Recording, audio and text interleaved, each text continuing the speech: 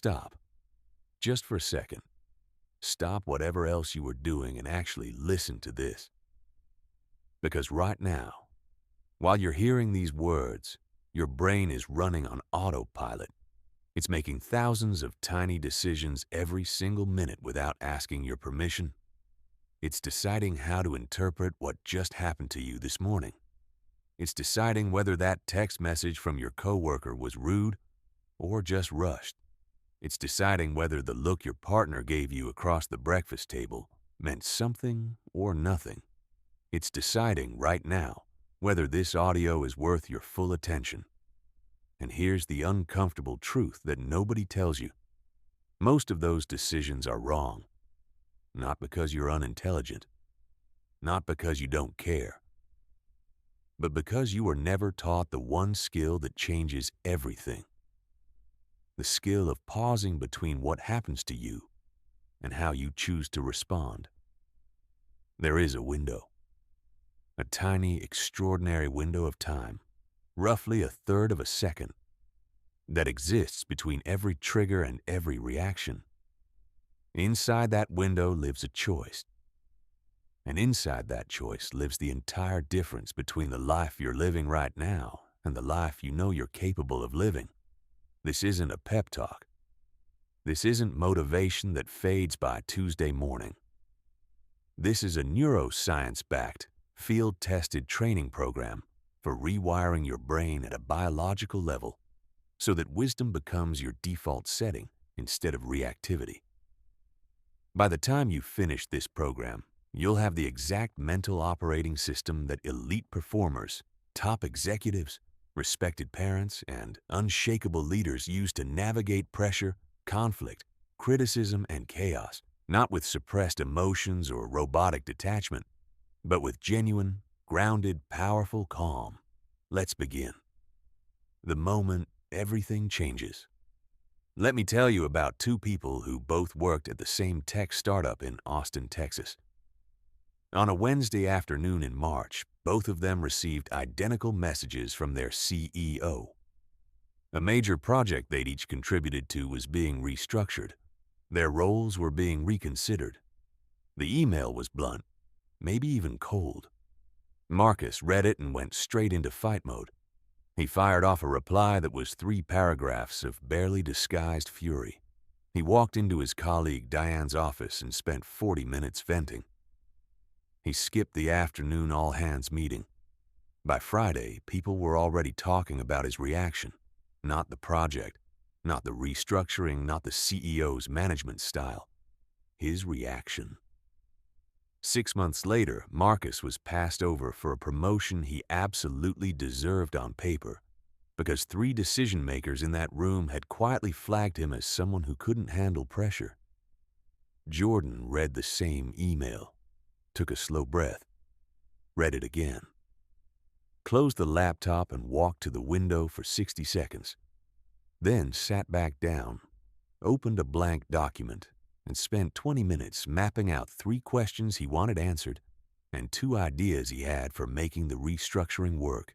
He replied professionally, requested a brief call, and used that call to position himself as part of the solution. Within 8 months, Jordan had been promoted into the newly created role, not because he was more talented than Marcus, not because he worked harder, because he understood something Marcus didn't. Between what happens to you and what you do next, there is a space, and in that space, everything is decided. This isn't philosophy. This isn't motivational poster wisdom. This is neuroscience. This is the difference between a life that happens to you and a life you consciously build. Most Americans, most human beings on Earth, believe their emotional reactions are automatic and unavoidable. They believe that when someone disrespects them, cuts them off in traffic, sends a passive-aggressive email, or challenges them in a meeting, they have no real choice about how they feel or how they react. They think it just happens. This is the single most expensive lie the human brain tells itself. The truth is more liberating than almost anything else you'll hear today. Between every single stimulus and every single response, there is a pause point. threshold, a moment of pure choice. You may never have accessed it deliberately, but it's there. It's always been there. And the moment you learn to enter it consciously, your entire life recalibrates. Here's what's happening inside your skull during those fractions of a second. The instant you encounter any kind of emotional trigger, a criticism, an insult, a disappointment, a conflict, unexpected bad news, a small almond-shaped cluster of neurons deep in your brain called the amygdala fires an alarm. In roughly 150 milliseconds, before you've consciously processed a single syllable of what just happened, your amygdala has already flooded your body with cortisol and adrenaline. Your chest tightens, your jaw clenches, your focus narrows to a pinpoint. Your body is preparing for survival. This system is ancient. It evolved when physical threats were real and daily. Predators, rival tribes, the edge of a cliff. It kept your ancestors alive, and it is profoundly, magnificently, spectacularly unsuited for a disagreement in a conference room or a snippy comment in a group text thread. But here's the game-changing part. You have a second brain system, the prefrontal cortex, the front region of your brain directly behind your forehead. This is your strategic brain, your human brain. The part of you that can think ahead 5 years, consider other people's perspectives, choose integrity over impulse, and build the kind of life that actually matters. Your prefrontal cortex is where wisdom lives. The problem is that your prefrontal cortex takes roughly 500 milliseconds to come fully online after a trigger. That's not long, about a third of a second. But it's long enough that your amygdala gets there first, every single time, unless you've specifically trained yourself to bridge that gap. That gap, those 350 milliseconds where your reactive brain holds the controls, is what neuroscientists call the amygdala hijack window. And it's where your most important life decisions are currently being made by the equivalent of a panicking 5-year-old. People who seem naturally unruffled, the leader who stays level in a crisis, the negotiator who never breaks composure, the parent who responds to a meltdown with patience instead of a counter-meltdown. They aren't calmer by nature. They've trained their brains to activate the prefrontal cortex faster and more reliably. They've built neural bridges across that hijack window through deliberate, consistent practice. And here is the most important thing you need to hear right now. That training is available to every single person, regardless of your history, your temperament, your upbringing, or how many times you've told yourself, "I just have a short fuse."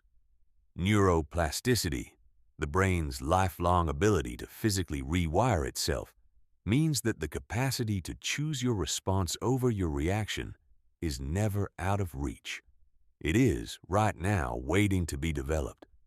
This isn't about becoming someone who doesn't feel things deeply. It's about becoming someone who feels things deeply and still gets to choose what happens next. What reactivity is really costing you? Before we talk about the solution, we need to have an honest conversation about the price you're currently paying. Because here's what I've noticed. People don't change until the cost of staying the same becomes undeniable. And the cost of reactive living is enormous. It's just spread out invisibly across decades, so you never see the full invoice at once. Let's add it up together. Start with your relationships, the ones that matter most to you. Every time you snap at your partner instead of addressing what's actually bothering you, you're making a withdrawal from the most important account you own. But the damage isn't just in that moment. Your partner's nervous system is learning something about you.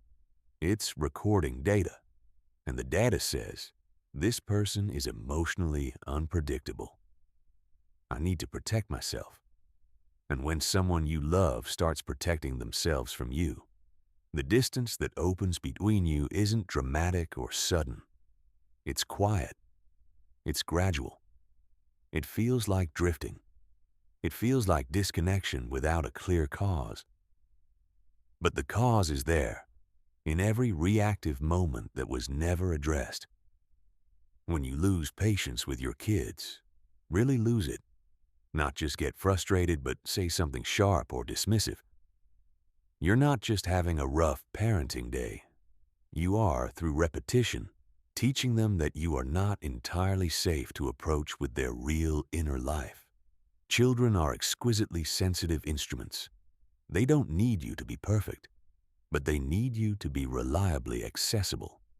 Every reactive moment chips away at that accessibility, and the gap it creates doesn't show up until they're teenagers, and suddenly you can't figure out why they don't talk to you. Now, consider your professional life. Think about the last time you reacted emotionally in a work context. Maybe it was an email sent in frustration. Maybe it was visible irritation in a meeting. Maybe it was a comment that came out more defensively than you intended. In the moment, it might have felt justified, even necessary. But here's what was actually happening. Your professional reputation, which took years to build, was being quietly revised in real time. The research on professional credibility is fascinating and a little sobering. Studies consistently show that people evaluate colleagues and leaders on two entirely separate tracks simultaneously. The first track is competence. Can this person do the job? The second track is emotional safety. Can I trust this person not to create unnecessary drama or make situations worse when the pressure's on? Here's the critical finding. Competence without emotional safety tops out. People will respect your skills. They will not give you their real opportunities. They will not advocate for you in rooms you're not in. They will not bring you into their inner circle of trust, because trust requires believing that when things get hard, you'll make things better, not add another layer of chaos. That promotion you deserved but didn't get. That account that somehow went to someone else. That leadership opportunity that was given to a person with half your experience. Often the deciding factor, the invisible variable nobody talks about out loud, is emotional predictability, and reactivity destroys it. But here's the cost nobody talks about enough, the internal one. Every time you react instead of respond, you're not just damaging an external relationship or a professional opportunity. You're making a statement to yourself about who you are. You're reinforcing a neural story that says, I'm not in control of my own mind. My reactions are outside my choosing. I am at the mercy of my circumstances. And over time, through repetition, that story becomes your identity. Not because it's true, because you keep telling it. This is what psychologists call learned helplessness, and it's more common than most people realize. It's the quiet resignation that shows up as, that's just how I am, or I've always been this way, or I can't help how I react. These aren't facts. They're neural habits dressed up as personality, and they are changeable, but only if you first see them clearly for what they are. There's also a physiological toll that accumulates in ways science is only beginning to fully understand. Chronic reactivity keeps your nervous system locked in a low-grade state of high alert. Cortisol, your primary stress hormone, isn't designed for continuous release. When it stays elevated day after day, it begins suppressing your immune function, disrupting your sleep architecture, and accelerating cellular aging.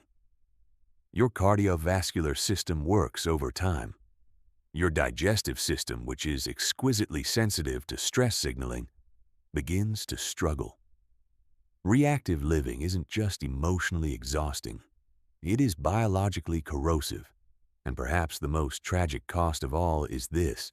When your brain is in survival mode, it cannot learn. It cannot grow. The neural resources required for genuine insight, deep reflection, and meaningful pattern recognition are all offline when the amygdala is running the show. So every difficult experience you pass through reactively is an experience you get nothing from except more scar tissue. You don't become wiser. You don't develop richer understanding. You just become more defended and more fragile.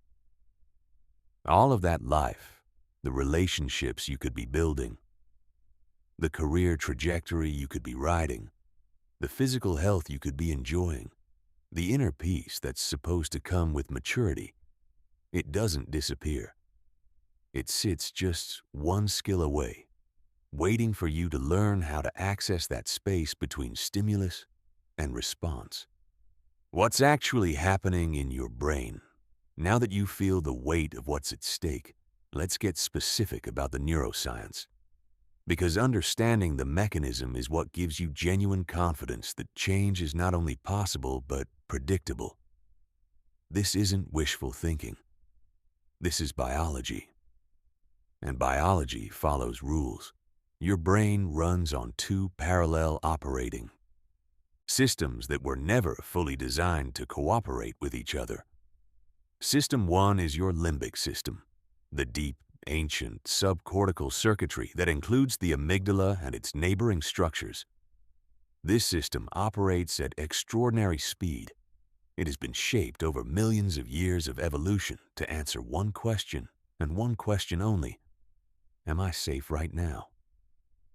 If the answer is even slightly uncertain, it fires. It floods your body with stress chemistry. It hijacks your muscular system, your cardiovascular system, your attention. It narrows your entire perceptual field to the perceived threat in 150 milliseconds, faster than a camera shutter. It has already begun rewriting your physiological state. And here is the part that causes enormous amounts of unnecessary human suffering. This system cannot distinguish between a physical threat and a social or emotional one. Your amygdala does not know the difference between a rattlesnake on the hiking trail and your manager's tone in a performance review. It processes both as survival emergencies. Your heart pounds, your hands get cold, your higher reasoning shuts down, whether you're being chased through the woods or sitting in a Tuesday afternoon Zoom call where someone questioned your numbers in front of the team. System 2 is your prefrontal cortex, the most recently evolved part of the human brain, the structure that most distinctly separates human cognition from that of other animals.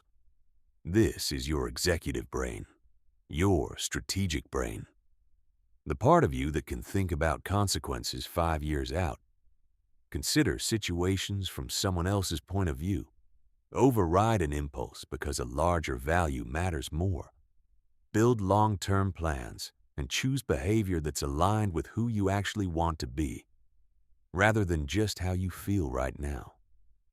The prefrontal cortex is the seat of everything we consider distinctly human about our inner lives. But it's slow. Not slow in absolute terms. It activates in about 500 milliseconds. But relative to the amygdala, it arrives late. The amygdala gets there first. Always. This creates the hijack window, that roughly 350 millisecond gap where your ancient survival brain is in full control and your wise, strategic brain is still warming up. Understanding this gap is the beginning of mastery, because here's the transformational insight. You don't need to eliminate the amygdala response. You couldn't if you tried. What you can do through specific, consistent practice is train your prefrontal cortex to come online faster and more reliably.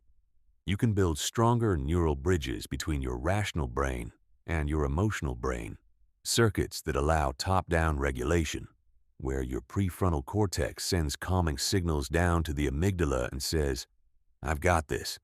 Stand down. I'll take it from here." This process has a name. It's called neuroplasticity, and it works in every human being on the planet at every stage of life. Every single time you successfully pause and choose a thoughtful response instead of an automatic reaction. You are physically strengthening the neural pathways that make that choice easier the next time. You're not just managing your behavior in that moment. You are literally constructing new architecture in your brain, new highways that route emotional activation through conscious processing rather than straight into reactive output. Researchers at Harvard Medical School have documented that people who practice deliberate emotional regulation techniques for as little as 8 weeks show measurable structural changes in brain tissue. The prefrontal cortex becomes physically denser and more connected. The amygdala becomes measurably less reactive. These aren't functional changes that disappear when you stop practicing. These are changes to the actual physical structure of your brain. Emotional regulation can become your neurological default rather than something you have to consciously fight for. There's another piece of the neuroscience worth understanding. Mirror neurons. These are fascinating brain cells that fire both when you perform an action and when you observe someone else performing that same action. They're the biological basis of empathy, imitation, and emotional contagion. Here's what's relevant to your daily life. Your emotional state doesn't stay inside you. It radiates outward and directly influences the nervous systems of everyone around you. When you are reactive, tense, frustrated, dysregulated, the people near you begin to mirror that state. Stress levels go up across the room. Cognitive performance drops. Creative thinking shuts down. Conflict probability increases. But the reverse is also true. When you are genuinely calm and centered, when your nervous system is regulated and you're operating from your prefrontal cortex, the people around you begin to regulate too. Your calm is literally contagious. Learning to respond instead of react is not a private achievement. It's an act of leadership that affects every person in your orbit. The neurochemical dimension is equally important. Reactive living chronically depletes serotonin and dopamine, the neurochemicals most associated with stable mood, motivation, and clear thinking, while flooding your system with cortisol and adrenaline. This creates a neurochemical environment that makes reactivity progressively easier and regulation progressively harder. A vicious cycle that locks you into patterns you can't seem to escape no matter how much you want to change. But when you consistently practice emotional regulation, your brain increases production of GABA, a calming neurotransmitter that literally quiets the amygdala. Your serotonin and dopamine systems become more robust and reliable. You're not just feeling better in the moment. You are rebuilding the biochemical foundation that makes conscious choice your natural state, rather than something you have to strain toward. The brain's core job is pattern recognition and prediction. Everything your brain does is fundamentally about anticipating what's coming and preparing for it.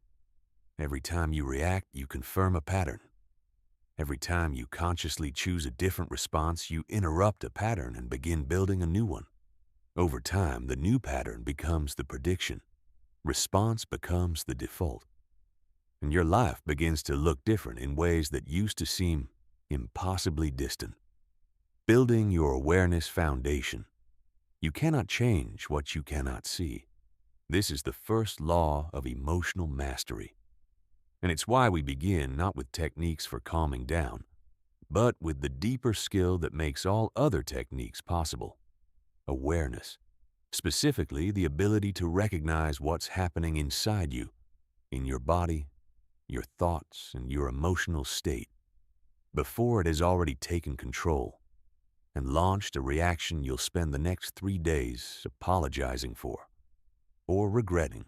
Most people have almost no emotional self-awareness in real time. They experience emotions as things that happen to them suddenly. They were fine, and then they were angry.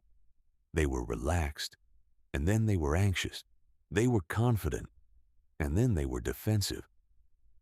The transition feels instantaneous, invisible, uncontrollable. But it never is. There is always a progression. There are always early signals. The problem isn't that the signals aren't there.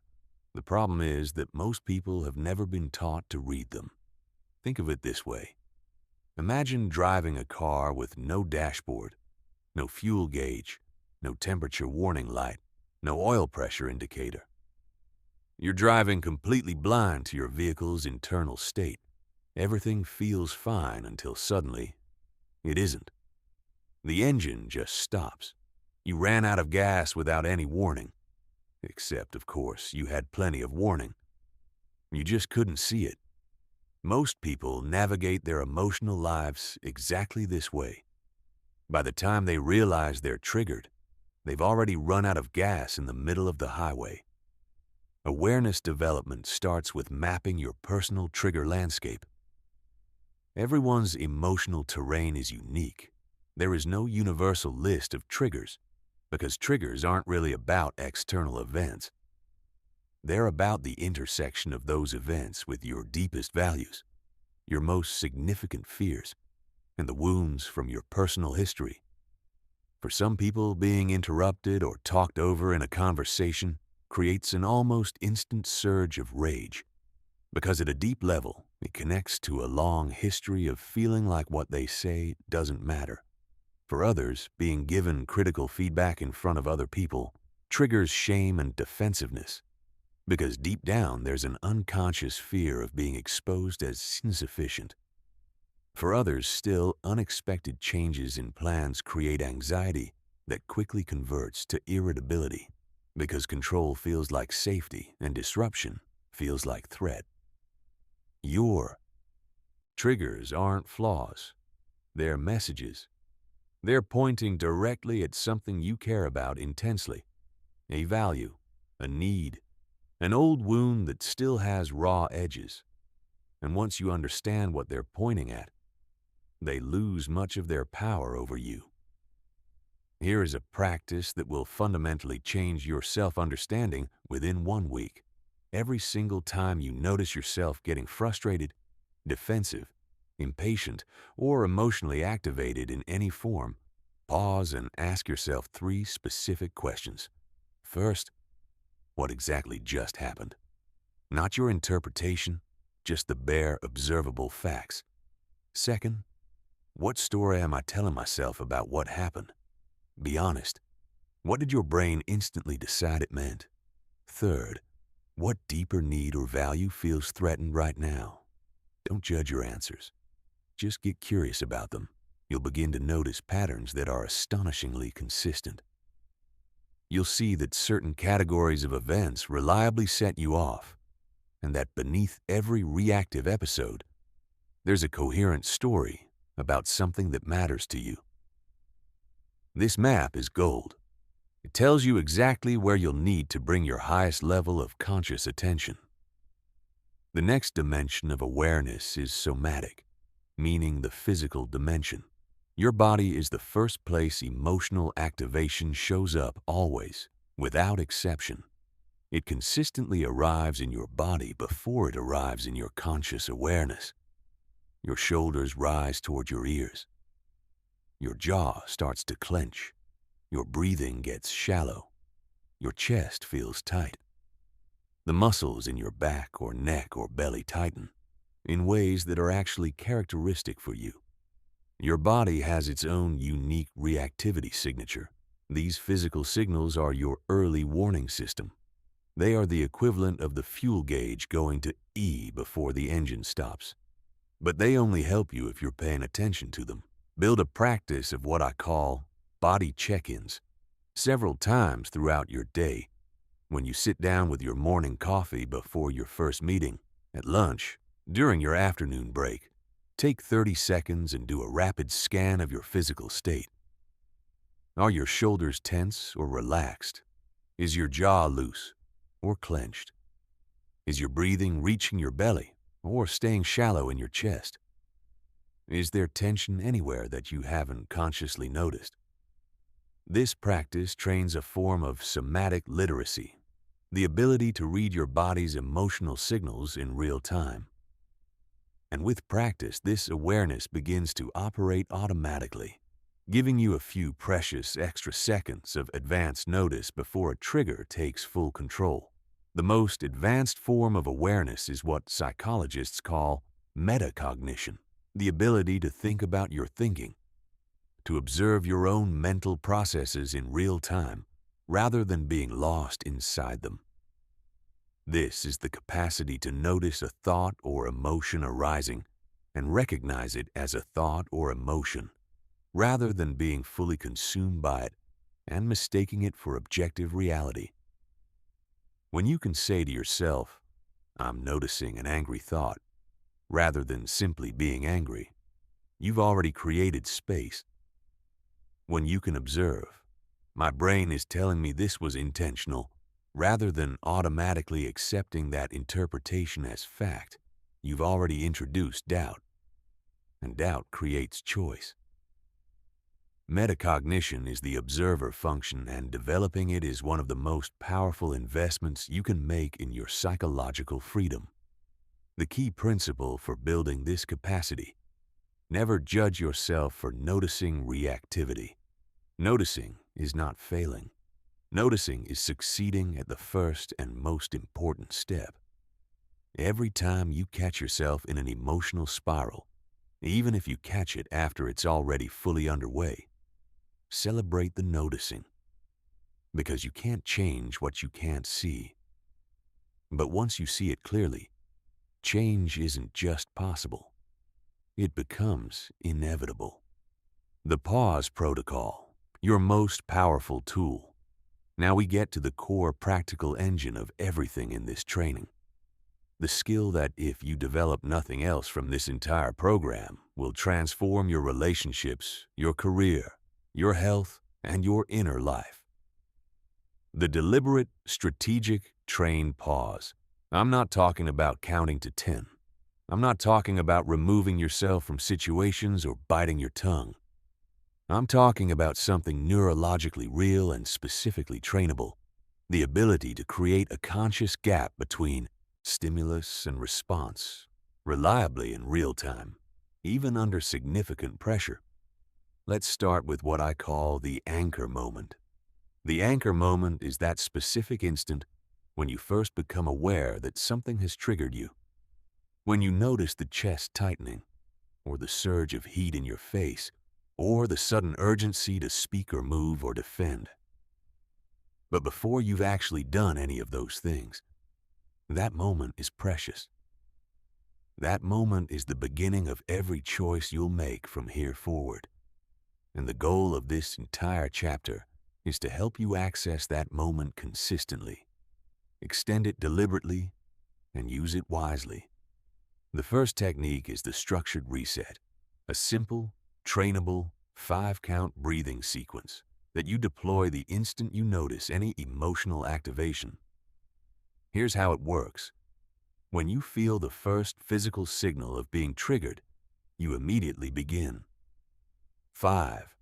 A slow, deliberate inhale through your nose, filling your lungs from the bottom up. 4.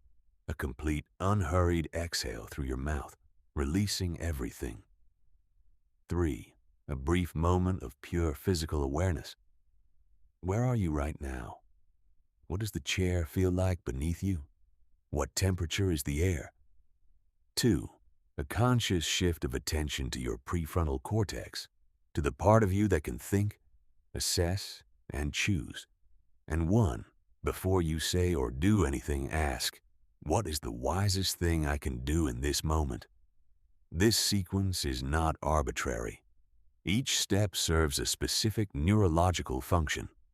The deep breathing activates your parasympathetic nervous system, your body's built-in calm-down mechanism. The physical awareness grounds you in the present moment, which interrupts anxious projection and reactive rumination. The question at the end shifts your mental frame from threat response to strategic thinking.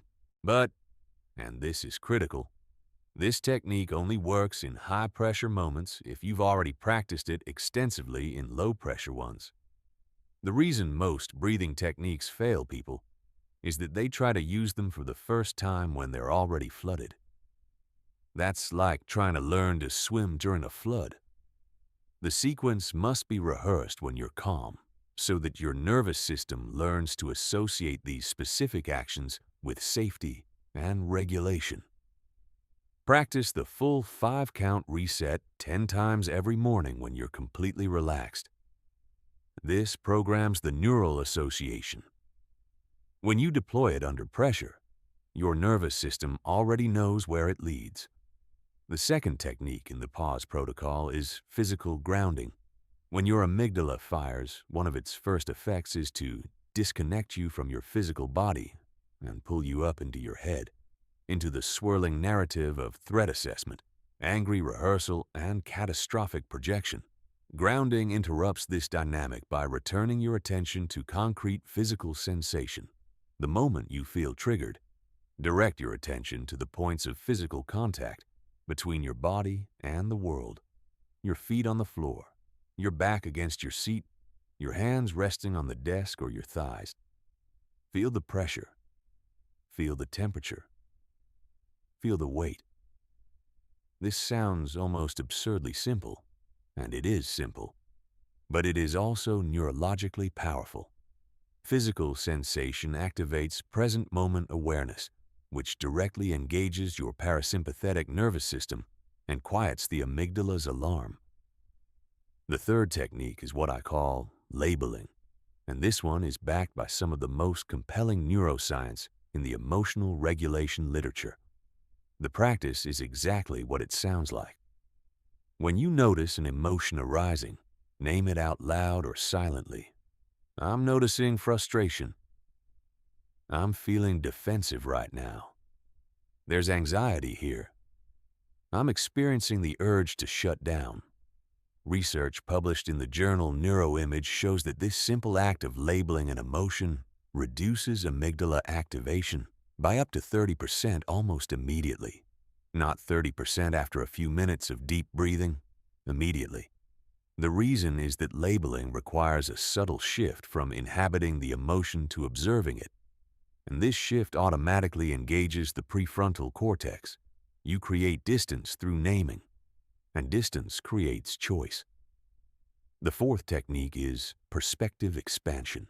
When you're in the grip of a trigger, your awareness literally narrows. It collapses down to the immediate threat, and your entire world shrinks to the size of this moment, this conflict, this problem. Perspective expansion deliberately reverses this narrowing by directing your attention outward in time and context. Ask yourself, will this matter in 3 years? Will I even remember the specifics of this moment in 2 months? From the perspective of the full arc of my life, where does this event fall on the scale of significance?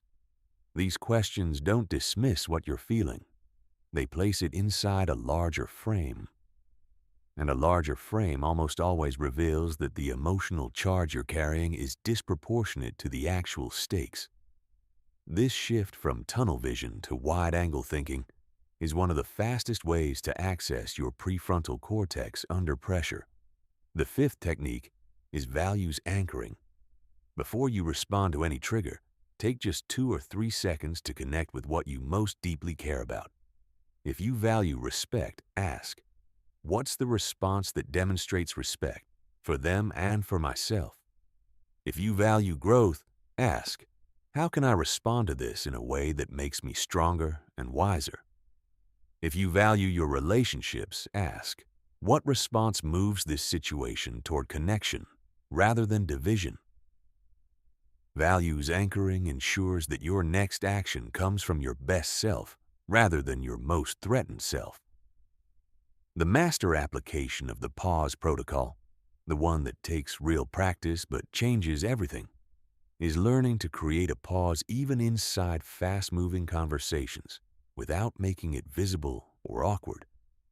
When something is said in a meeting that hits a nerve, instead of immediately responding, you say calmly, "That's worth thinking about.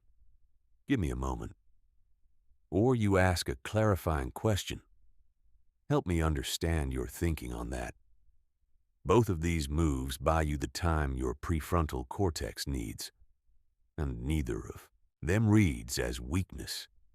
They read as exactly the kind of thoughtful deliberateness that characterizes the most respected people in any room. Remember, the goal is not to never feel triggered. The goal is to feel triggered and still choose wisely. Every time you do that, every single time, you are proving to yourself that you have choice, and the accumulation of those proofs builds something extraordinary: unshakable trust in yourself. Advanced emotional regulation. The techniques in the last chapter are your foundation. They will change your daily life significantly, immediately. But mastery doesn't stop at foundation. In this chapter, we go deeper into the advanced practices that separate people who occasionally handle things well from people who maintain genuine emotional command, even in the most demanding, sustained, complex situations. This is where you become, as I like to say, genuinely unshakable.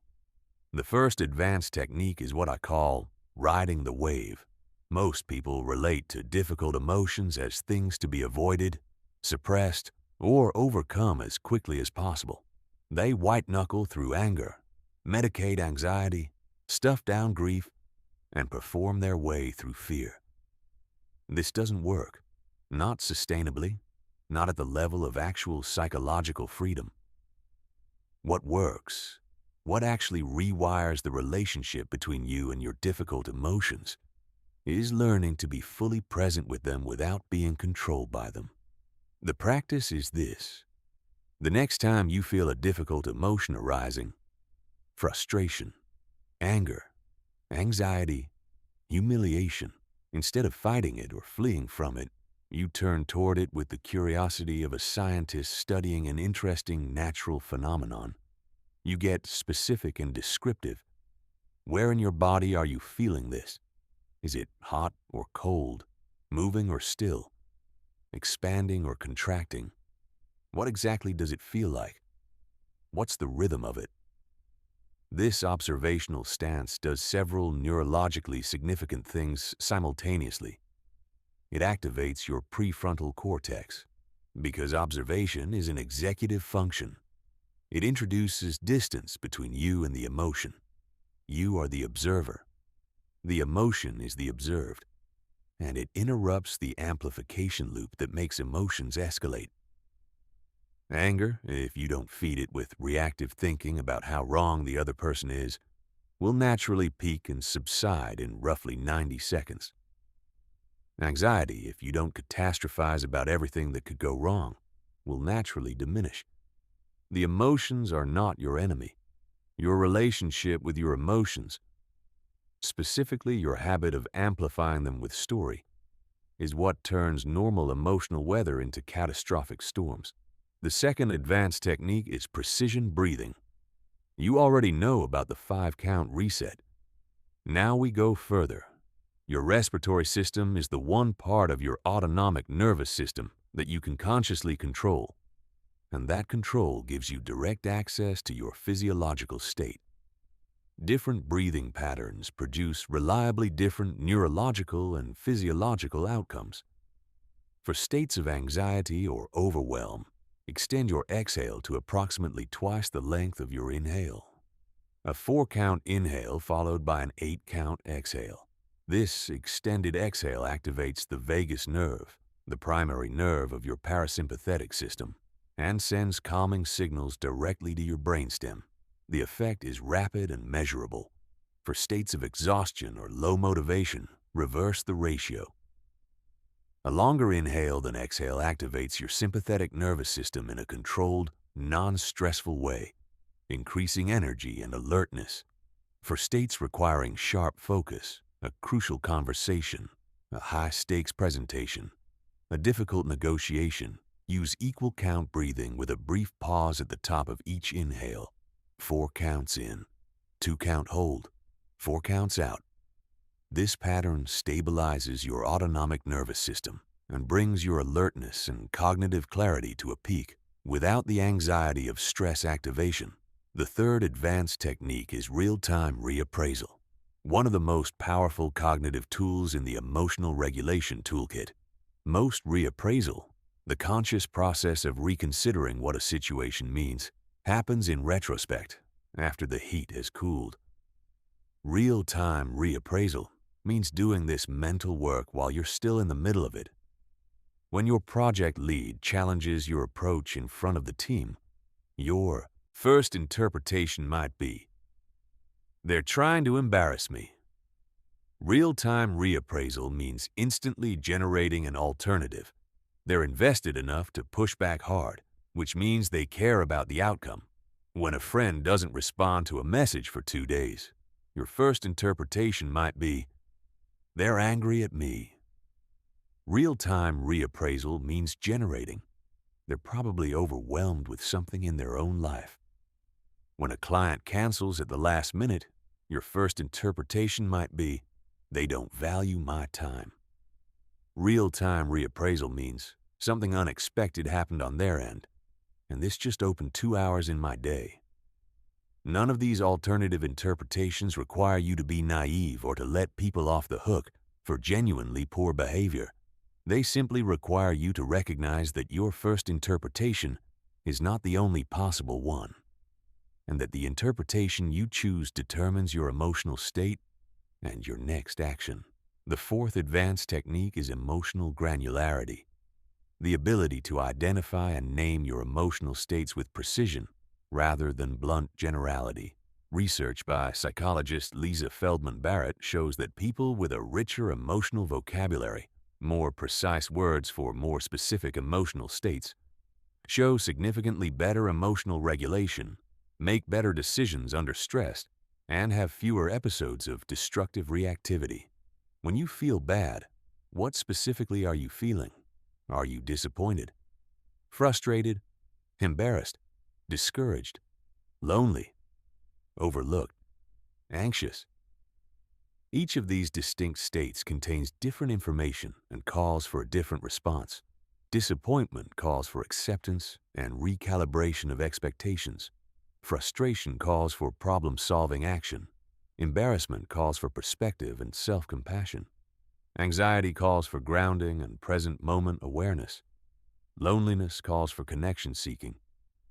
Using a single vague label for all of them means responding to the wrong problem, which reliably makes emotional situations worse. The fifth advanced technique is what I call emotional redirection. Using the energy contained in difficult emotions as fuel for constructive action rather than destructive reaction. Every emotion is a form of energy. You cannot simply destroy that energy, but you can redirect it. The anger you feel when someone treats you or someone you care about unjustly can become fierce, focused advocacy. The anxiety you feel before a high-stakes challenge can become meticulous, thorough preparation.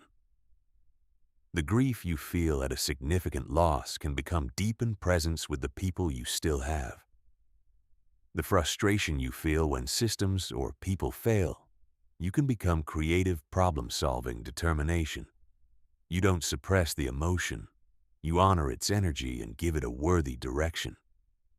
The reframing revolution. Your mind is a story machine. It never simply records what happens. It interprets, contextualizes, assigns meaning, fills in gaps, builds narratives, and delivers a finished account that feels like objective reality, all in milliseconds, without asking your permission. And here's the thing that changes everything once you truly grasp it. The story is not the event. The story is the interpretation. And interpretations are choices, even when they don't feel like choices yet. Consider a simple scenario. You send an email to a colleague suggesting a new approach to a shared project. They read it and don't respond for 3 days. Those are the facts, just those. But watch what happens next in most people's minds. They're ignoring me. They think my idea is stupid. They probably talked about it with other people. I'm gonna look foolish at the next meeting. I should never have sent that email. I always do this. Every single word of that story is an addition to the original facts, an interpretation, a projection, a narrative built entirely inside the storyteller's head. And that story creates a real emotional state, triggers real physiological changes, and shapes real behavior, all based on something that hasn't happened and may never happen. The discipline of reframing begins with this foundational practice, learning to separate facts from interpretations with precision and honesty. Facts are observable, verifiable, and agreed upon by any neutral observer. Derek didn't respond to my email as a fact. Derek thinks my idea is bad, is an interpretation. Your interpretation may be correct. It may even be probable. But it is not a fact, and treating it as one surrenders your emotional freedom to a story you invented. Once you can clearly see the story you're telling, you have access to something powerful, the ability to consciously choose a different story, not a naive, forced positive story, but a more complete, more generative, more empowering story, one that serves your actual goals and values. The most useful reframing practice I've developed is what I call the three-lens view. Whenever you find yourself emotionally activated by a situation, you deliberately generate three distinct interpretations, not just the one your reactive mind handed you. The first is your default interpretation, the automatic story, exactly as your reactive mind wrote it. Write it down if you need to. Get it fully into view. The second is the most generous interpretation you can construct. What would you think about this situation if you assumed that every person involved was doing their genuine best and had positive intentions? Not that they were right or handled it perfectly, just that they meant well. The third is the most empowering interpretation. What story about this situation would leave you feeling most capable, most motivated, and most able to create a good outcome? Here's the key. All three interpretations are possible. You don't know which is true, but you do know which one puts you in the best mental state to handle what comes next, wisely and effectively. You get to choose which story you act from. A second powerful reframing tool is what I call temporal distancing. When you're inside a difficult situation, it often feels final and enormous, like the present moment is the whole story. Temporal distancing deliberately relocates your perspective in time.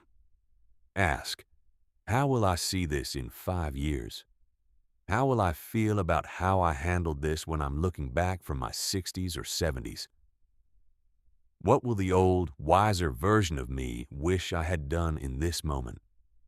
This shift in temporal perspective almost automatically reduces emotional reactivity. The argument that feels world-ending at 11 p.m. on a Tuesday becomes a relatively minor conflict when viewed from 10 years' distance. The professional setback that feels career-defining becomes one chapter in a much longer story. Not that these things don't matter. They do. But mattering and being catastrophic are very different. Temporal distancing helps you respond to things at their actual level of significance rather than their emotionally inflated level. The most advanced reframing skill is what I call the anti-fragile lens, the trained ability to look for the specific, strengthening, deepening, or expanding that a difficult experience is uniquely capable of producing. This isn't optimism. This isn't pretending things are fine when they aren't. This is a mature, evidence-based recognition that human beings are, in the right conditions, genuinely anti-fragile. We don't just recover from adversity, we can grow specifically because of it, in ways that smooth sailing never enables. The criticism that stings becomes practice for receiving feedback gracefully. The rejection that hurts becomes clarity about fit. The failure that embarrasses becomes data that brings you closer to success. The conflict that exhausts becomes practice for the communication skills that will serve every relationship you have for the rest of your life. Every difficult situation is a two-sided coin, One side is the cost, the discomfort, the loss, the setback. The other side is what you can build from it. Both sides are real, but most people can only see one. The reframing revolution is about learning to see both, consistently and deliberately, until the second side becomes as visible as the first. Becoming a responder, the identity shift. Everything we've covered so far, the pause protocol, the advanced regulation techniques, the reframing practices, these are tools, powerful tools. But tools work for you only as long as you remember to pick them up. They require conscious effort, and conscious effort is finite. The deepest level of this transformation isn't about acquiring better tools. It's about changing the person who picks them up. It's about fundamentally, permanently shifting your sense of who you are, from someone who reacts to life to someone who consciously responds to it. Because your behavior will always trend toward matching your identity, not your intentions, your identity. If you fundamentally see yourself as someone who gets triggered easily, your brain will keep finding triggers. If you see yourself as someone with a short fuse, your fuse will stay short. If you believe you're too sensitive to handle conflict calmly, that belief will prove itself correct over and over.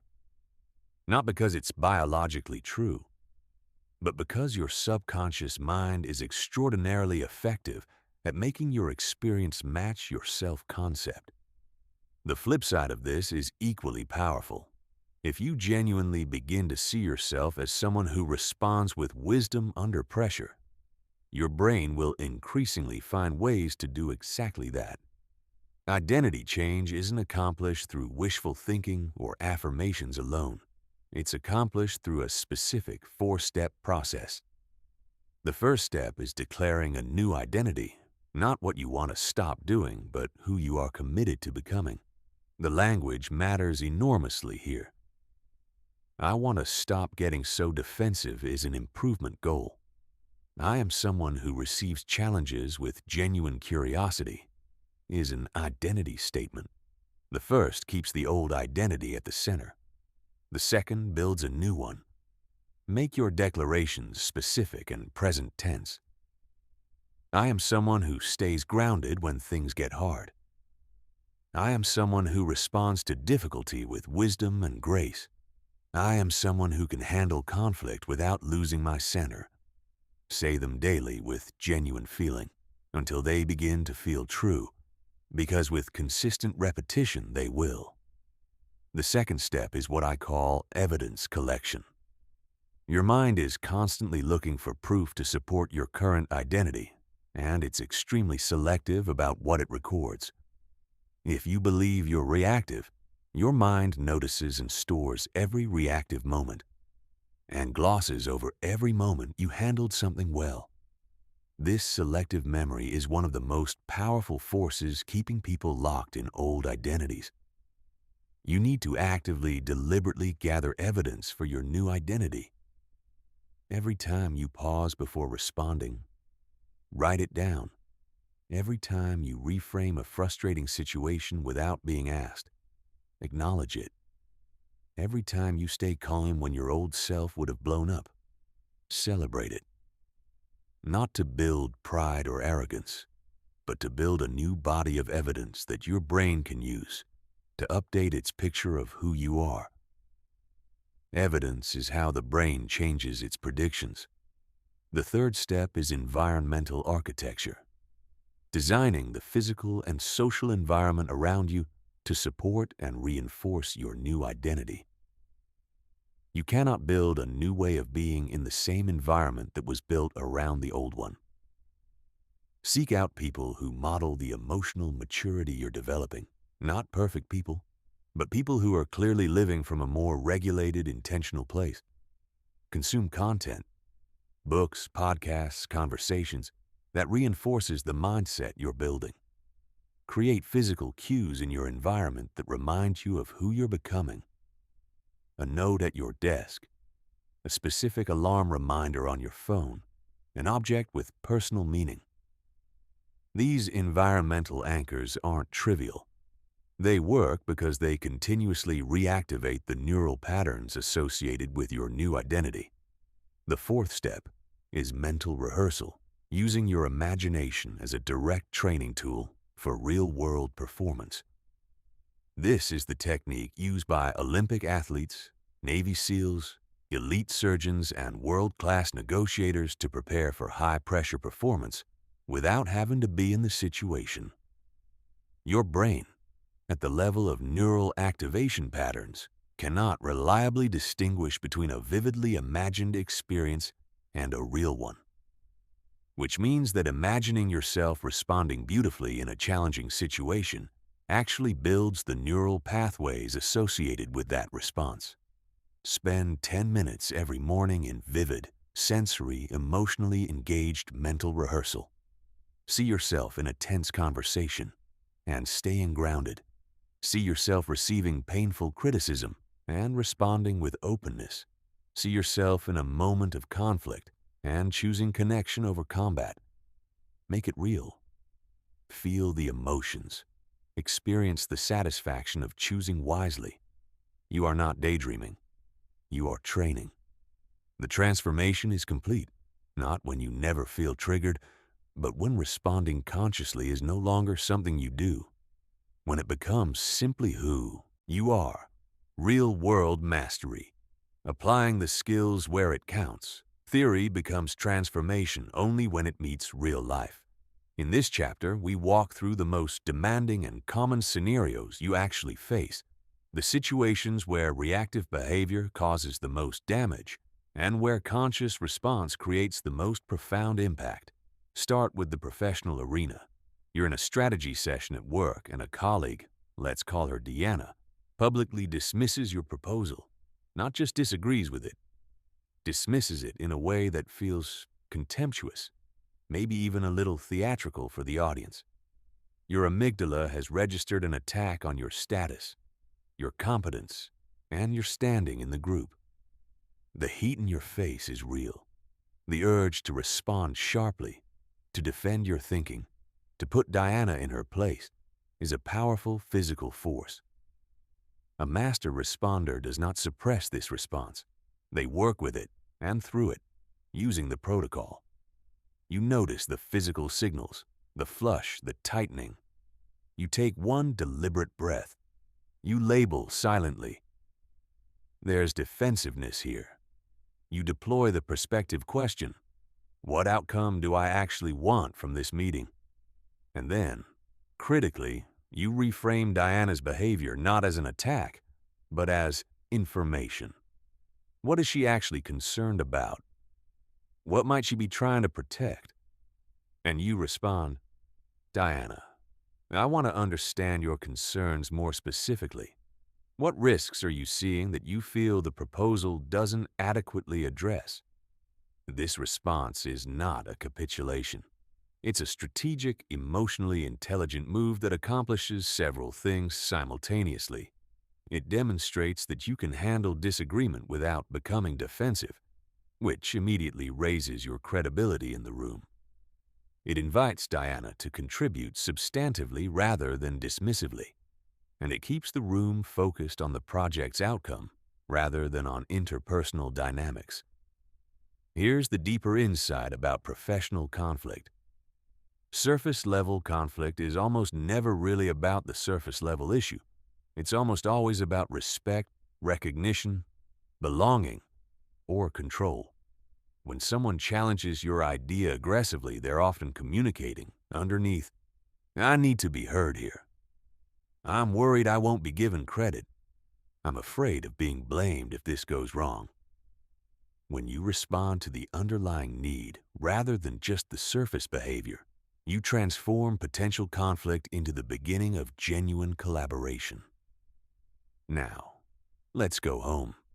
Your partner says something that lands like a criticism. Maybe it's about the way you handled something with the kids, or the way you spoke to a family member, or a recurring tension point that never quite gets resolved. Your reactive brain immediately encodes this as, I'm being attacked. My adequacy is being questioned. The relationship is under threat, and the impulse is to defend, to counterattack, or to shut down entirely. A master responder begins with a recognition that is hard, but transformative. Your partner's behavior is almost never primarily about you. If they're being critical, they're usually communicating something about their own internal state. Stress that hasn't been expressed, a need that hasn't been met, a fear that hasn't been named. This doesn't mean their behavior is always okay, but it does mean that responding to the person beneath the behavior is almost always more effective than reacting to the behavior itself. Instead of defending, I'm noticing that what you just said brought up some hurt for me. Before I respond, I want to understand what's actually going on for you right now. Are you okay? This is not weakness. This is advanced emotional intelligence in action. It takes your own emotional experience seriously without weaponizing it. It moves toward the person instead of away. And it dramatically increases the probability that the conversation goes somewhere real, rather than staying in the performance layer of conflict. Now let's talk about genuinely difficult people, the ones who are aggressive, provocative, or consistently unreasonable. Your reactive brain will tell you that these people require strong, defensive responses. Experience and neuroscience say otherwise. The key principle is deceptively simple. You cannot control anyone else's behavior. What you can control entirely and always is your response to it. Your goal in interactions with difficult people is not to change them or make them reasonable. It is to maintain your own center, your access to your prefrontal cortex, your values, your dignity, while managing the interaction effectively. Practically, this might sound like, I can see you feel strongly about this. I want us to find a real solution. I think we'll get there faster if we can keep this conversation respectful. Can we agree to that? You're not submitting. You're setting a boundary from a place of strength rather than from defensiveness or fear. You're treating the other person as capable of better behavior without accepting their current behavior as acceptable. For high-pressure performance situations, presentations, job interviews, difficult negotiations, performance reviews, the master response involves a specific mental reframe that changes everything. Instead of treating the situation as a test of your worth, a threat to your status, you treat it as an opportunity to serve. The question isn't, will they be impressed? The question is, how can I be most genuinely useful to these people right now? This shift from self-monitoring to other-serving dramatically reduces performance anxiety and actually improves outcomes across the board. And for genuine crises, the unexpected emergencies and escalating situations where there's no time to consult a mental framework, everything you've practiced in low-stakes situations activates automatically. This is why the training with minor daily irritations is not small or trivial. Every time you pause before snapping at a slow driver, every time you breathe before firing off an irritated text, every time you label an emotion instead of just acting it out, you are building the neural infrastructure that shows up as grace under genuine pressure. The compounding effect of conscious response. I want to talk to you about something that took me a long time to fully appreciate: the extraordinary nonlinear power of consistency over time. We tend to evaluate our behavioral choices by their immediate effects. Did this one response help or hurt? Did this single conversation go well or poorly? And while that immediate perspective is useful, it dramatically underestimates the actual stakes of each moment. Because your choices don't just produce immediate outcomes, they compound. Compounding in financial terms is the process by which interest earns interest, creating exponential rather than linear growth over time. The same mechanism operates in your behavioral and relational life. Each conscious choice to respond rather than react doesn't just produce a better outcome in that single moment. It makes the next wise choice slightly easier, and the one after that slightly easier still. The pattern reinforces itself. The neural pathway gets wider. The identity solidifies. And after months and years of this compounding, the person you've become is almost unrecognizably different from the person who started. Consider what compounding looks like in your professional life. Every time you respond to criticism with genuine openness instead of defensiveness, you're building a reputation, not just with the person in the room, with yourself. You're demonstrating to your own nervous system that you can handle this, that you're safe to receive feedback, that growth is available from difficulty. This reputation, both external and internal, accumulates. Decision makers begin to see you differently. You get considered for roles and opportunities that your technically equivalent but emotionally less reliable colleagues don't. Not because you campaigned for the reputation, because you earned it through consistent behavior. And consistent behavior is visible over time. In your relationships, the compounding is even more profound. Every time you respond to your partner's stress with patience, rather than taking it personally, you're making an invisible deposit into what relationship researchers call the emotional bank account. These deposits don't feel dramatic. They don't produce immediate applause. But they accumulate. And the relationship that's been consistently treated this way over years becomes something qualitatively different. A place of genuine safety, real vulnerability, authentic intimacy that no amount of dramatic grand gestures can produce. If the daily practice isn't there, your children are watching you. Every single day in dozens of small interactions, they're receiving a curriculum in how to handle difficulty, how to treat people who frustrate you, how to respond to disappointment and conflict and failure. The parenting book you haven't read matters far less than the behavioral pattern they're absorbing through direct daily observation. Your consistent responses are literally programming their nervous systems and their models of relationship.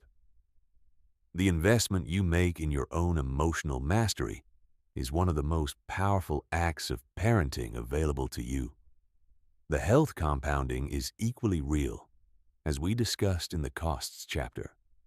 Every time you respond to stress through conscious regulation, rather than reactive flooding, you are providing your nervous system with a slightly lower dose of chronic cortisol. Over years, this cumulative reduction translates to measurable improvements in immune function, sleep quality, cardiovascular health, and longevity. Emotional mastery isn't just a quality of life improvement. The research increasingly suggests it is a longevity intervention. But the most extraordinary compounding effect is what I call gravitational transformation. The way that consistent, genuine emotional maturity makes you a different kind of person in social and professional ecosystems. Genuinely regulated, consistently wise people become centers of gravity in their environments. Others want to be around them. Not because they're charismatic or entertaining or impressive in the conventional sense, because they create psychological safety. A quality of presence that says, things will not escalate unnecessarily here. I will not make this harder than it needs to be. You are safe to be real with me. This quality of presence opens doors, creates opportunities, and attracts the kind of people and situations that make a good life possible. It creates the conditions in which your other gifts, your intelligence, your creativity, your expertise, your love, can actually do what they're capable of doing. Without emotional regulation, your other gifts are constantly being undermined by the damage that reactivity causes. With it, they compound and flourish. The 90-day mastery protocol. Understanding the principles is essential, but principles without structure are wishes. What you need is a concrete, sequenced, neuroscience-aligned implementation plan that transforms these ideas from things you know into things you do, automatically, consistently, and permanently. The 90-day protocol I'm about to walk you through is built on a specific finding from behavioral neuroscience. It takes between 66 and 90 days of consistent, deliberate practice to build a new automatic neural pathway, not a habit in the loose sense, a hardwired structural change in your brain's default response patterns. The protocol is divided into 3 phases of 30 days each building on the foundation of the previous one. Phase 1. Foundation. Days 1 to 30. Awareness and the basic pause. Your singular focus during this first month is developing your trigger awareness and installing the basic pause as a reliable, accessible skill. Everything else comes later. Don't rush it. Every morning before you open your phone or engage with the day's demands, spend 10 minutes practicing the 5-count reset breathing sequence in a state of complete calm. This is not meditation. It's neural programming. You're training your nervous system to recognize this specific sequence as a reliable route to calm. Repetition at low arousal is what makes the tool available at high arousal. Throughout each day, use every minor irritation as a training opportunity. Slow elevator. Pause and breathe. Coworker running late. Pause and label. Text message that irritates you. Pause and apply a perspective question before responding. These tiny moments are not interruptions to your real life. They are your real training ground. The neural pathways you build in low-stakes moments are precisely the pathways you'll use in high-stakes ones. Keep a brief nightly journal, not elaborate, just 3 entries. A situation where you noticed emotional activation, how you responded, and one thing you observed about your own patterns. No judgment, just data collection. You're becoming a scientist of your own inner life. The goal of this month is not perfect responses. The goal is increased awareness of the space between stimulus and response. Some days you'll catch the reaction after it's already happened. Some days you'll catch it midstream. Some days you'll catch it before. All 3 are progress. Awareness is the foundation of everything. Phase 2. Development. Days 31 to 60. Advanced regulation and reframing. With your awareness baseline established and the basic pause installed, you're ready to add the advanced toolkit. This phase introduces the full regulation techniques from Chapter 6, the reframing practices from Chapter 7, and the beginning of identity work from Chapter 8. Morning practice expands to 15 minutes and now includes visualization. Before the day begins, spend 5 minutes vividly imagining yourself responding masterfully to a specific type of challenging situation you're likely to face. Make it sensory. Make it emotionally real. You're not fantasizing. You're pre-installing a response pattern. Throughout the day, practice real-time reappraisal with medium-level challenges. When something frustrates you, deliberately generate 3 interpretations before responding. When you receive feedback that stings, immediately look for the growth information hidden inside it. When a conflict arises, practice asking, what underlying need is this behavior communicating? Before responding to the surface behavior. This is also the phase in which you deliberately seek slightly uncomfortable situations to practice your skills in controlled conditions. Volunteer to present in a meeting where you expect pushback. Have a conversation you've been avoiding.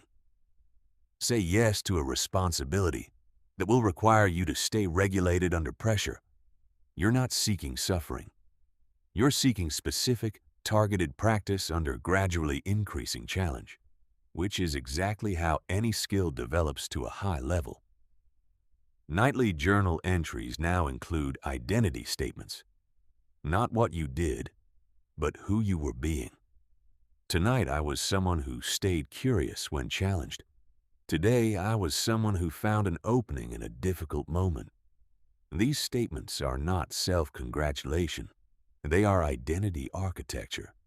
Phase 3, Mastery, days 61 to 90, Integration and automatic function. The final month is about letting go of the techniques and stepping into the identity. You're no longer someone who uses pause techniques and reframing tools. You're becoming someone who simply responds this way, naturally, automatically, without having to remember a protocol.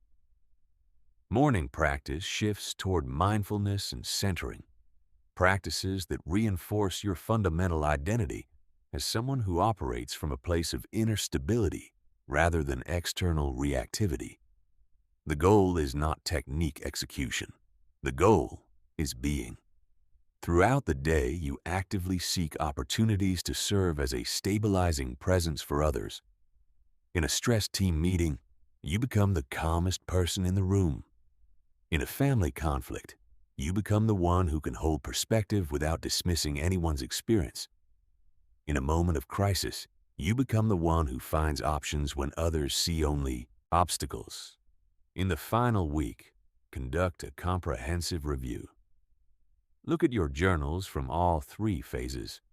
The distance between who you were in week 1 and who you are in week 12 is real, measurable, and profound. Celebrate it genuinely, and then set intentions for how you'll continue to grow beyond the formal protocol. Because this 90-day journey isn't the destination, it's the foundation for a lifetime. Navigating resistance and setbacks. Here is something you need to know before you start. Resistance is not a sign that something is going wrong. It's a sign that something is going right, that you're pushing into territory that your old patterns consider threatening. Understanding this distinction will save your progress more times than any technique. The first type of resistance you'll face comes from inside your own mind. Your subconscious programming is extraordinarily good at one thing, keeping you operating inside familiar patterns, even when those patterns are hurting you. It does not distinguish between familiar and good, and familiar and harmful. It only recognizes familiar and unfamiliar, and new neural patterns are, by definition, unfamiliar. When you begin practicing response mastery consistently, your subconscious will generate compelling, emotionally resonant thoughts designed to return you to familiar ground. This is too hard. Nothing is actually changing. I'm not wired for this kind of calm. I've tried to change before and it didn't last. These thoughts will feel true. They will feel like clear-eyed self-knowledge. They are not. They are your old programming executing a return to baseline program. The appropriate response is to recognize them as such, acknowledge them without fighting them, and continue practicing anyway. The most effective strategy for navigating internal resistance is what I call micro-commitments. Commitments so small they fall below the threshold at which your subconscious alarms fire. Instead of committing to transform my entire emotional life, commit to 5 minutes of morning breathing today. Instead of committing to never react badly again, commit to pausing 1 additional second before your next response. Instead of committing to master reframing, commit to generating 1 alternative interpretation for 1 frustrating situation today. These are changes small enough to avoid triggering defensive resistance, but consistent enough to produce real neural change over time. And crucially, each small success builds evidence for your new identity, making the next small commitment feel more possible. The second type of resistance comes from your environment. The people and systems around you are accustomed to your old patterns of reactivity. In many cases, those patterns serve a function in the relational dynamics you're embedded in. When you begin responding differently, your environment will often push back, not maliciously but reflexively, the way any system resists change that disrupts its equilibrium. Family members may escalate when you stop engaging in familiar conflict cycles. Colleagues may test your limits when you stop responding with visible stress to pressure. Partners may become confused or even suspicious when the reactive partner they know starts responding with calm and curiosity. This is not a reason to stop. It's a signal that your change is real enough to register. Stay the course. Don't try to change others. Let your consistent new behavior gradually reshape the dynamics around you. Setbacks will happen. You will have days when you react exactly as you always did, despite everything you've practiced, despite all your progress. These moments are not evidence that change is impossible. They are evidence that you're human, that transformation is nonlinear, and that your nervous system is navigating genuinely new territory. What matters is not that setbacks don't happen. What matters is what you do with them. Practice what I call rapid recovery. The moment you notice a reactive episode has occurred, shift immediately from judgment mode to learning mode.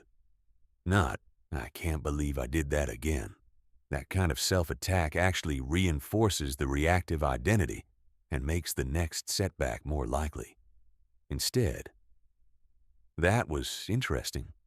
What triggered it? What was I missing that would have helped? What do I want to do differently next time?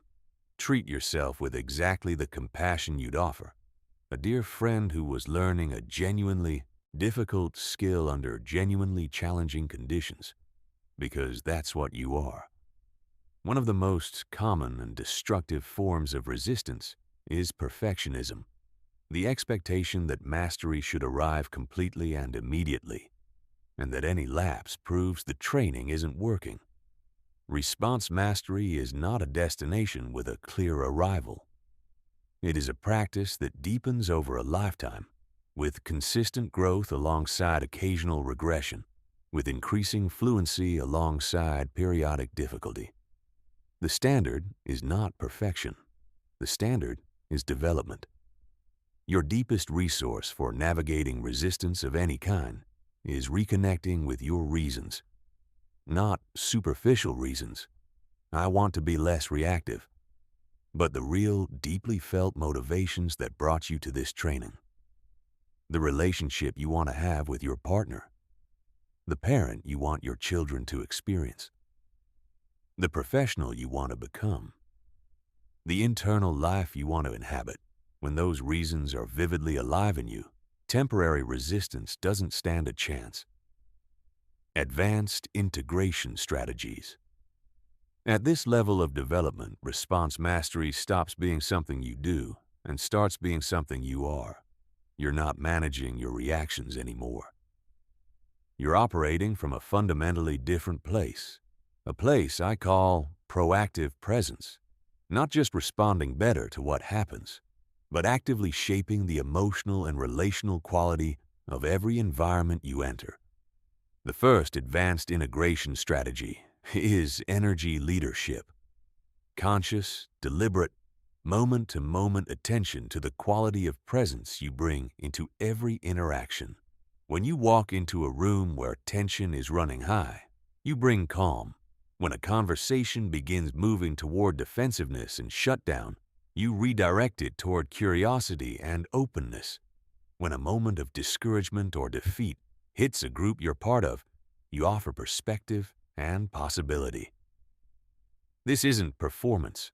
This isn't forced positivity. It's what becomes available to you once your own nervous system is reliably regulated.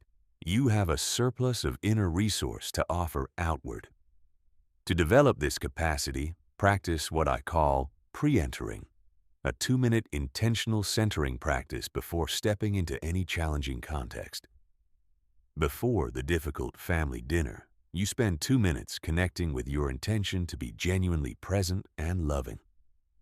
Before the high-stakes meeting, you connect with your intention to contribute your clearest thinking and steadiest judgment. Before the difficult conversation, you connect with your commitment to the relationship beneath the disagreement.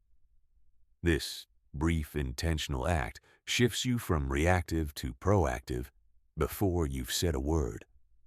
The second advanced strategy is micro-leadership, recognizing and leveraging the thousands of small, ordinary moments each day as opportunities to model and build the capacities you're developing. When technology fails and others around you express visible frustration, your equanimity is a model.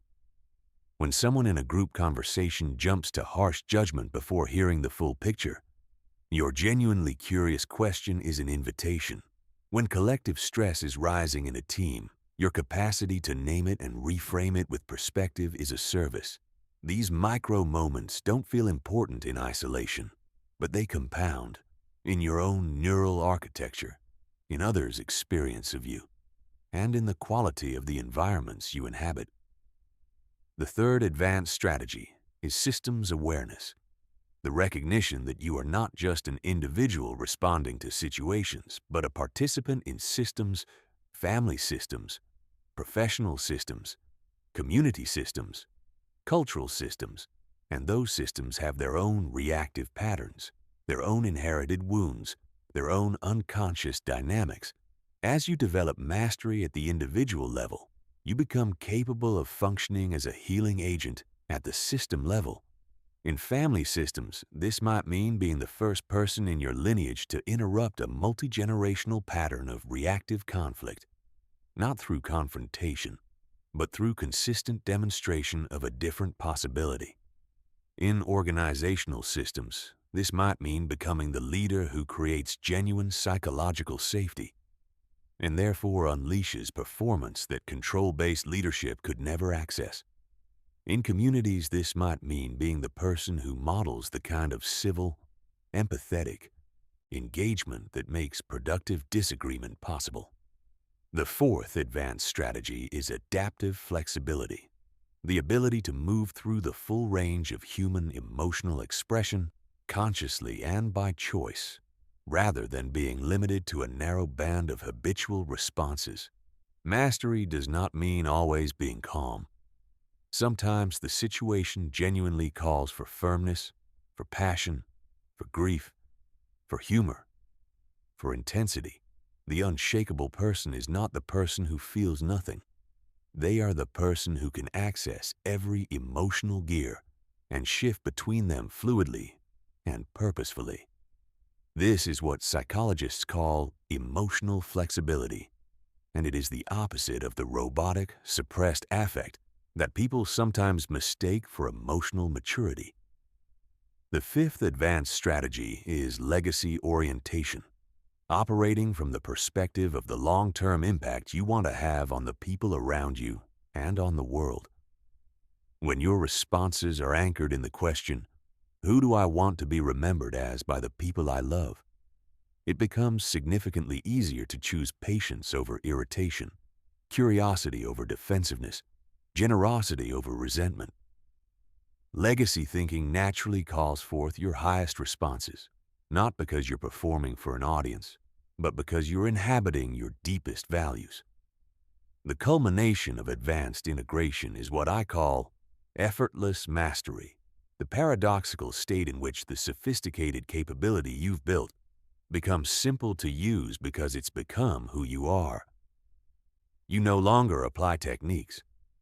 You no longer remind yourself to pause. The pause is simply how your nervous system works. The wise response is simply what comes out first. Like the master musician who has practiced a piece so thoroughly that the music appears to play itself, you have practiced conscious response so thoroughly that it simply shows up. Naturally, reliably, beautifully, sustaining momentum for life. The architecture of long-term mastery is different from the architecture of initial transformation. In the beginning, you need intensity, structured daily practice, deliberate attention, consistent challenge. But sustainable mastery over decades requires something different. Seamless integration, ongoing renewal, and a deep enough reason to keep going that it transcends the fluctuations of motivation. The foundation of lifelong mastery is what I call practice fusion, weaving your development into the fabric of your existing life so thoroughly that maintaining it requires no additional time or separate effort. Your morning coffee becomes 5 minutes of centering and intention setting. Your daily commute becomes a deliberate practice in patience and present moment awareness. Your first meeting of the day becomes an opportunity to practice active listening without the urge to redirect or respond immediately. Your evening wind down becomes a brief, reflective check. Where did I respond from my best self today? Where do I have room to grow? Every dimension of your ordinary day is available as a development context, if you choose to use it that way. The key insight: maintaining emotional mastery doesn't require perfect responses. It requires consistent small practices that keep the neural pathways active, the identity reinforced, and the skills sharp. Just as physical fitness is maintained not by occasional extraordinary workouts, but by regular, moderate, consistent movement, emotional fitness is maintained not by never slipping, but by the steady, daily investment in the practices that keep it strong. One particularly effective long-term strategy is what I call intentional challenge, actively seeking situations that test and stretch your capacities rather than waiting for life to provide them. Volunteer to present to a large group. Have the conversation you've been postponing for 6 months. Take on a professional challenge that will require you to operate at the edge of your current capability. Take a public speaking course. Mentor someone who has a genuinely difficult personality. These self-chosen challenges keep your skills sharp in ways that ordinary daily life, once you've grown relatively comfortable with your reactive patterns, often doesn't. Related to this is the concept of stress inoculation, deliberately exposing yourself to managed, controlled levels of stress specifically to maintain your ability to stay regulated when major stress hits. Elite military training uses this principle.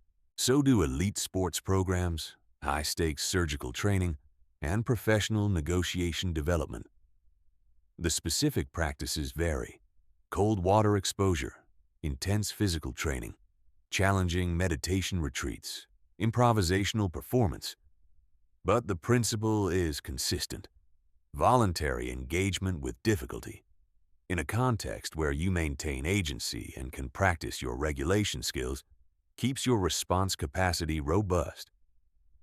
The social dimension of long-term maintenance deserves significant attention.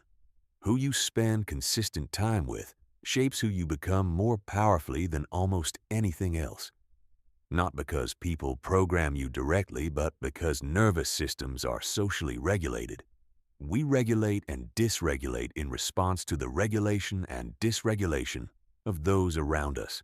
Surround yourself consistently with people who are operating from emotional maturity, genuine curiosity, and intentional living, and that becomes your default environment. The practices you're building here feel natural and normal in that company. Make a deliberate, ongoing commitment to cultivating and investing in those relationships. I also consider the incredible value of becoming a teacher of these principles. When you explain the amygdala hijack to someone who's never heard of it and watch their face shift as the concept lands, when you help a friend navigate a difficult situation using the reframing tools and see the relief and clarity in their response, you deepen your own understanding and commitment in ways that no amount of personal practice alone can produce. Teaching requires clarity. Clarity requires depth, and depth requires integration. The person who teaches what they're learning always learns it more thoroughly than the person who keeps it private. The most important single element of lifelong maintenance is what I call meaningful purpose, anchoring your practice of emotional mastery to a reason that extends beyond personal comfort, convenience, or success. When you practice these skills for purely personal benefit, to feel less stressed, to get more promotions, to avoid difficult conversations, the motivation has a ceiling. When you practice them because you're committed to being the person your partner deserves, the parent your children need, the colleague who makes their environment better, the human being who models something worth modeling in an increasingly reactive world. The motivation becomes essentially limitless. The practices don't change. The reason for doing them does. And that shift in reasons, from self-improvement to service, is one of the most profound transitions available on this path. Unshakable presence. The ultimate transformation. We've arrived at the final chapter, and I want to be honest with you about what this chapter is and what it isn't. It isn't a conclusion. It's an invitation. Because what I'm about to describe isn't the end of the journey you've been on through this training. It's the beginning of a much larger one. The journey toward what the ancient Stoic philosophers called equanimity, what Buddhist traditions call unperturbed awareness, and what contemporary psychology increasingly recognizes as post-conventional development. A way of inhabiting human experience that is fundamentally beyond the drama of reactivity, not by escaping the full range of human feeling, but by developing such profound stability at the center that nothing at the periphery can destabilize it. Unshakable presence is not the absence of emotion. Let me say that again clearly, because this is a misunderstanding that derails many people's journey. Unshakable presence is not the absence of emotion. It is not emotional flatness, stoic detachment, or the suppression of authentic feeling. Those are impoverishments of your humanity, not expansions of it. Unshakable presence is the condition in which your emotions, the full, rich, complex spectrum of them, become information and instruments rather than controllers and commanders. You feel anger, and you choose what to do with it. You feel fear, and it doesn't prevent you from acting wisely. You feel grief, and it doesn't collapse your capacity to show up for those who need you. You feel joy, and you can be fully in it without grasping or attachment. All of human emotion available as experience, none of it running the show. At this level of development, you become, to use a metaphor from physics, a strange attractor in the complex systems you're part of. A strange attractor is a point in a dynamic system toward which nearby states naturally gravitate over time. Your presence, genuinely regulated, genuinely wise, genuinely available, creates a pull. People become calmer around you. Conversations become more honest. Decisions become better. Not because you're performing calm or coaching everyone in regulation, but because your nervous system is contagious. Because authentic presence is recognizable even at a subcortical level. Because human beings are wired to co-regulate, and a regulated person in a group is an enormous resource. In intimate relationships, this shows up as becoming the person that others feel safe to be completely real with. Not safe in the sense that you'll never challenge them or speak difficult truths. Safe in the sense that you won't make things worse when they bring you their worst. You won't add your defensiveness to their vulnerability. You won't weaponize your own reactivity against their openness. The safety you provide doesn't come from who you are on your best days. It comes from your consistent behavior across the full range of days, which is possible only through the practices we've built throughout this training. In professional contexts, this manifests as what can only be called natural authority, a quality that transcends hierarchy, titles, and credentials. People follow you and trust your judgment, not because of your position, but because of your demonstrated capacity to think clearly and act wisely when things are difficult. This is increasingly in the modern knowledge economy, the scarcest and most valuable professional resource. The most profound aspect of this ultimate transformation is what developmental psychologists call the shift from self-authored to world-authored, moving from a life organized primarily around your own needs, preferences, and fears, to a life organized around a sense of contribution and service to something larger. This shift doesn't diminish you. It expands you. The person who is genuinely in service to their relationships, their community, their craft, their children's future, this person has a different quality of motivation, a different depth of presence, a different sustainability of effort. They are not depleted by giving. They are renewed by it. The paradox at the heart of everything we've explored in this training is this: the less reactive you become, the more genuinely responsive you become. Not less feeling, more feeling. Not less present, more present. Not less yourself, more yourself. Because reactivity was never your authentic self. It was the mask that your nervous system put on when it didn't feel safe enough to be real. As the nervous system becomes safer, as the amygdala becomes less hypervigilant, as the prefrontal cortex becomes more reliably accessible, as the identity of a wise responder takes root and grows, what emerges isn't a new you. It's the you that was always there, waiting for the conditions that made it safe to show up fully. This is what you've been building toward through every pause, every breath, every conscious choice to respond rather than react. Not a technique-using version of yourself. Not a managed, controlled, disciplined version of yourself. The actual, unobstructed, full-capacity version of yourself. The one that other people recognize as calm, wise, grounded, and genuinely present. The one that you already sense is possible. Every choice you make from this moment forward either steps toward that version of you or steps away from it.